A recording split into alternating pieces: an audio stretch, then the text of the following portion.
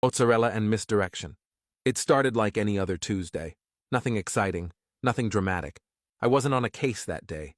No stakeouts, no interviews, no sifting through someone's digital garbage to uncover the truth they didn't want found. Just a quiet grocery run. My son wanted homemade pizza for dinner, and we were running low on mozzarella. I figured I'd pick up the usual: pizza dough, lunch meat for sandwiches tomorrow, a few snacks. The kind of errand you barely think about. But here's the thing. After nearly 3 decades as a licensed private investigator, you start noticing things without even trying. You pick up on patterns, faces, movements, people who linger a little too long, people whose eyes dart when they think no one's watching. It's like breathing. You don't turn it off, even on your day off. The store wasn't too busy, but there was a low, constant hum of activity. Carts rattling over tiled floors, the distant beep of registers, the occasional burst of small talk between customers. The air near the entrance still smelled faintly of summer rain. It had been drizzling when I walked in. First stop, the deli counter. I ordered fresh turkey, the kind that folds neatly without tearing, perfect for sandwiches. While they sliced it, I grabbed fresh pizza dough from the bakery section right next to it. The warm smell of bread drifted over, a comforting counterpoint to the cold, metallic chill of the deli. From there, I meandered.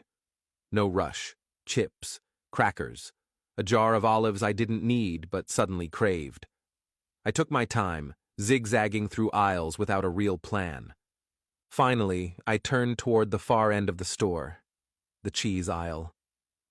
Now, I don't know if you've ever really looked at a cheese section, but it's like the walk-in freezer's little brother, brightly lit, cold, the hum of refrigeration units a steady white noise in both ears. And there it was, my target, a 5-pound bag of shredded mozzarella. To most people, that's just a bag of cheese. But to me, it's a pizza night that actually feels complete.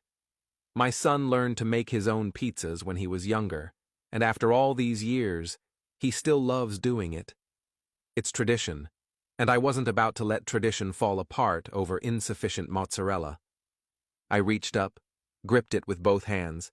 It's heavier than it looks, and that's when I heard it. A voice, sharp, loud. "Hey, you!" I turned, expecting maybe someone asking me to reach something from the top shelf. Maybe a simple, "Excuse me." Instead, I found a woman, mid-40s, sharp features, clutching a small shopping basket like a lifeline. Her eyes locked on me with the intensity of someone convinced they've just caught a criminal in the act. "Can I help you?" I asked, neutral but ready. She didn't hesitate. "Are you following me?" For a second, I just blinked. "Huh?" Her voice rose, her tone tightening like a snare. "Why are you following me?" She stepped closer. Too close. In my business, proximity is strategy. People crowd you to assert dominance, to make you uncomfortable. She was doing it without even realizing. "I'm not following you," I said evenly.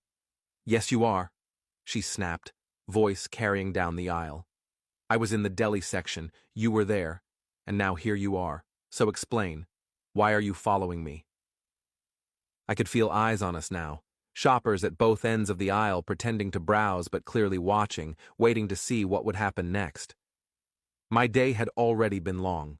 I wasn't in the mood for a public scene, but she was getting louder, her voice sharp enough to make people flinch. If I kept denying, she'd keep pressing. If I walked away, she'd follow with her accusations. So instead, I made a decision.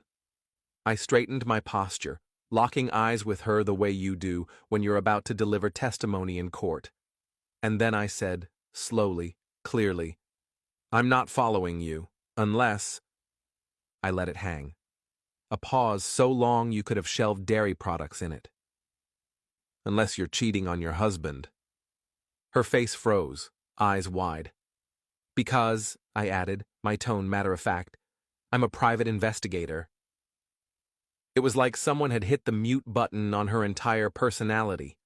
All the color drained from her face so fast, I almost reached out to steady her, But I didn't.